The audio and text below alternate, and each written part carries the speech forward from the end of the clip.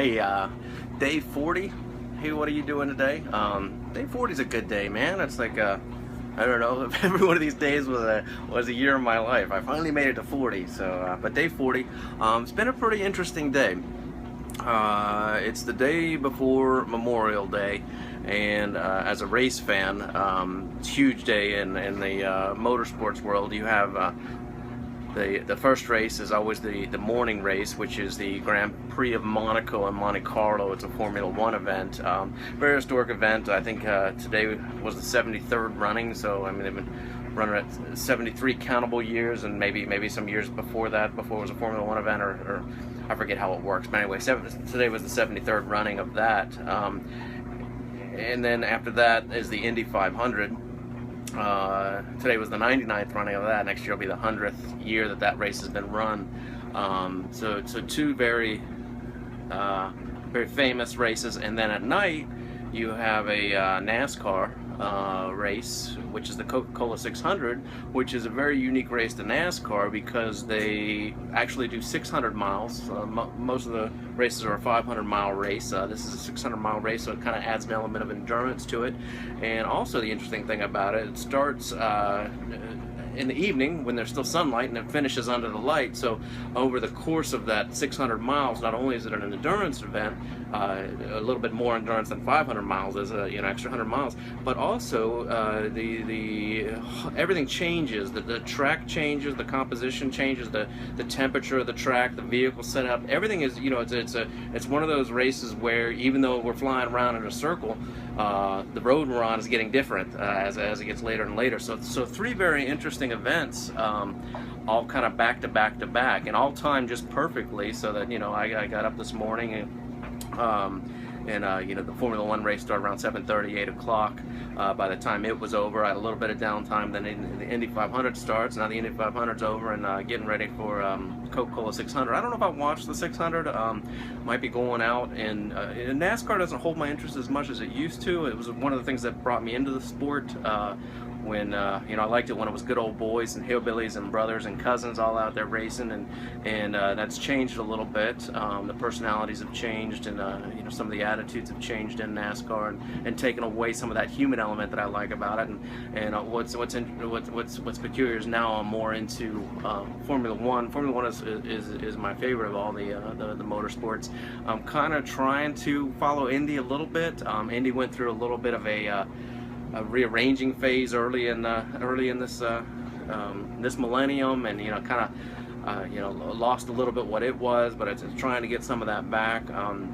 But just all around three great races. The reason I'm talking about the races were because I'd mentioned at one of these videos, watching life for signs or metaphors, or just paying attention to what's going on with in the world, and kind of I can use that. I can see things, and I can use that for inspiration in my life, or for some motivation, or just to kind of draw parallels with what I might be experiencing, those kind of things.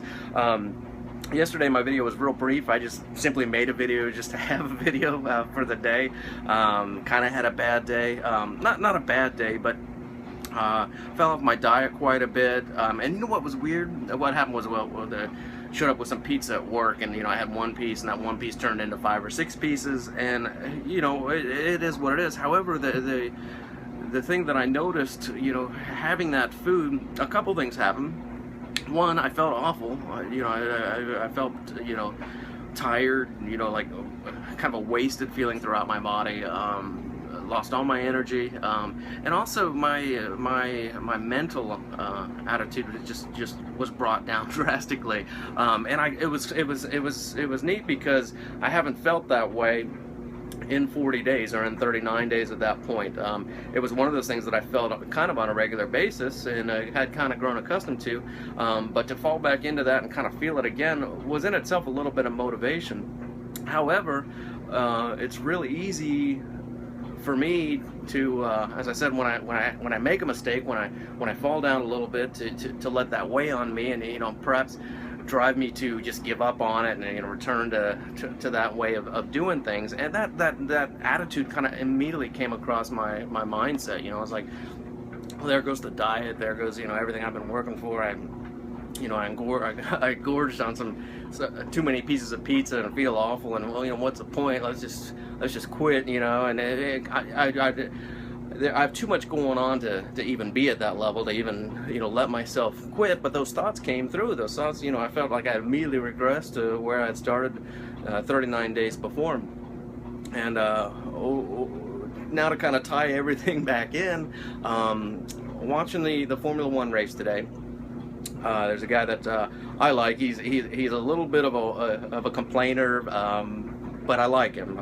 Usually I don't like people that complain too much, but his name's Nico Rosberg, and he's been running second to this guy Lewis Hamilton for a year and a half now. He wants a championship more than anything. He and Lewis are just the two guys to beat. However, he keeps, for whatever reason, Lewis Hamilton just keeps beating the guy, and I guess that's maybe why he's I see him as a complainer a little bit, because he voices his frustration. He obviously, it's got to drive him crazy. However, in the race today, Monaco is a little bit almost an outdated race. It's as old as it is. It's when the cars used to be a lot different than they are now, and because of that, now the track is smaller, skinnier to the cars. The cars are so much quicker and handled so much differently. It's very difficult to pass, so it's very important where you start and how you get off the line. And there's just not much room for error. It's not a race where you're going to see cars passing each other left and right. It's kind of stay in line and maintain and see what happens, see what shuffles out at the end.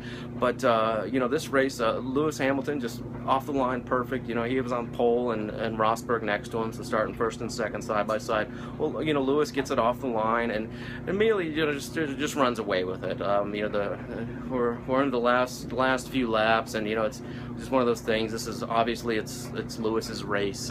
Nico's back in second. He's actually struggling with a Ferrari driver behind him. Sebastian Vettel is another great story in Formula One right now. But it was kind of one of those things that at one point Lewis had a 20-second lead. I mean, he was 20 seconds ahead of Rosberg. So not only would Rosberg have to catch up 20 seconds, he would also have to find very minimal passing lane that he could actually take an opportunity on and pass this guy. So pretty much it's over. Just accept second and fight for second. Hope not to get third, but you're not going to win. However, everybody maintains, and one fluke little mistake occurred. There was an accident, and I won't go into it too much, and I won't put any blame on it, whether it was Lewis Hamilton's team or whether it was Lewis's fault for not sensing there was something peculiar, but and not saying, hey, wait a second, this doesn't make sense. But anyway, Lewis went into the pits, and when he came out in third. He just immediately lost that 20-second lead. Rosberg's in the front. You got a Ferrari in between them. And Nico Rosberg goes and wins the race. I mean, it's just one of those things, you never know. As long as you keep moving forward, as long as you keep, sorry, doing some wash, but might be hearing the water flowing over from the wash machine. But anyway, as long as you keep moving forward and don't quit, you never know what's going to happen. And at the end, he won Monaco. It's the third year in the row that he's won Monaco. A huge feat for him. Actually lives in Monaco. He's from Germany, but it's his hometown. It's a big deal. And the guy could have just said, okay, second, but he didn't. He kept going, and boom, things changed, and there we were. He won first. What does that have to do with anything? Well, Indy 500 race today. Guy named Juan Pablo Montoya, great racer, not one of my favorite personalities in motorsports, but a good racer, and I can't take anything away from him. Well, he was in an incident very early, maybe lap 1 or 2, where he was in an accident, small little accident, but he lost a big component of the car, or what they call a wing, and they had to go in and change the wing. So he came into the pits, and he started. I'm not exactly sure where he started, but it had to be the top 10, or maybe even top 5. He's a good racer, and next thing you know, he comes out, and he's way back in the. There's only 33 cars running. He comes out in 30th spot. That's where he has to start the race. But the guy keeps driving, fighting. Next thing you know, not too far into the race, he's in the top 5, and he turned around and he won the race. Just one of those things where it's just keep at it. So the interesting thing was that's where I was yesterday. Had those feelings, had that that that little bit of a mistake, that little bit of a a little bit of a little failure, the little step back, and got up today, and oh, that's it. That's what I want to talk about. Well, I turned that negative into a positive. That negative of eating all that food. When a friend of mine and I used to train for marathons, the night before the marathon, we used to do this thing. We refer to it as carb loading. Whether or not it really has any, I'm going to get out of here, and this thing's getting too loud. Whether or not it has any real value or not, the night before the race, we would load up on carbohydrates. We'd have a bunch of pasta or whatever it was, and our mentality was that that's going to help us. It's going to be stored in our body, and as we're running, we'll get to burn all those carbohydrates. So I remembered that, and last night I made a decision. I was going to get up and I was going to run 3 miles at 6 miles an hour. I'd managed to do the 2 miles a couple times. Had also managed, now 6 miles an hour is actually, it kind of feels like a normal pace to me. To slow down to 5 feels pretty slow. But anyway, I got up today and I decided that that's what I was going to do. And right after the Formula One race, I ran 3 miles. And then I got to the 3 mile point, and I was like, you know what? You're so close to a 5K, which is 3.2 miles. Why not just finish the 5K? Now in my mind, it was like, what are you doing? You're a jerk. We completed this. Why do we have to do another 0.2 of a mile? Ultimately, another 2 more minutes. But at that point, it was just like, just complete it, just finish it, and it felt good. It was a good run. Now doing 2 miles in 20 minutes is going to feel easier and easier as I push myself, as I do those things. So there's you never know where the positive's going to come out at.